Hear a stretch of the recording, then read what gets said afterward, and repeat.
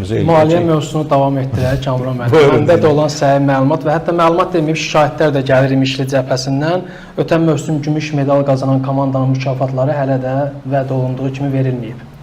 Bu düzdür, bu fikir düzdür, amma bu açıq deyim, bizim misal üçün idarəçilikdə səhvlərə belə deyim də görə günahlandırırlar və yaxud deyirlər odur, budur. Bu bizim təcrübəsizliyimizdən olubdur. Biz həmin belə deyim, orada çox böyük bir məbləğ deyil. Bu məbləğ necə formalaşıb onu da mən deyim. Əslində ikinciliyə görə heç bir premiya verilmir. Sadəcə mən deyim. Yəni biz o ikinciliyə görə vəd olunan məbləğin eyni məbləğini biz Qəbələ üzərində qələbədə vermişik. Sadəcə oyunçular məndən xahiş elədi ki, biz ikinci olsaq, bizə bir belə deyim də premiya, mən də oyunçuların qəlbini heç vaxt qırmıram.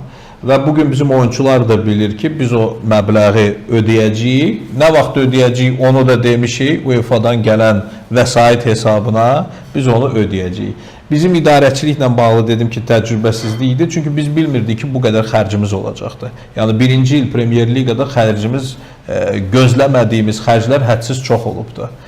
Və məcburiyyətdən, belə deyək də, biz əsas indi oynayan komandanın premiyalarını, belə deyim də, və komanda yaxşı oynadığına görə premiyalar kifayət qədər çox olub. Ona görə məcbur həmin premiyanı saxlamışıq, amma o premiya ən axırıncı oyun biz difa ilə oynayanda Razdivalkada hal-hazırda soyunub geyinmə otağında hal-hazırda bizim komandada olan oyuncu mənə dedi ki, bəs biz ikinci olduq, siz demişdiniz, mən dedim okey verəcəm, amma orada da mən o sözü dedim ki, vaxtı mən söz verə bilmərəm, çünki mən hal-hazırda maliyyə cəhətdən onu qarşılaya bilmirəm.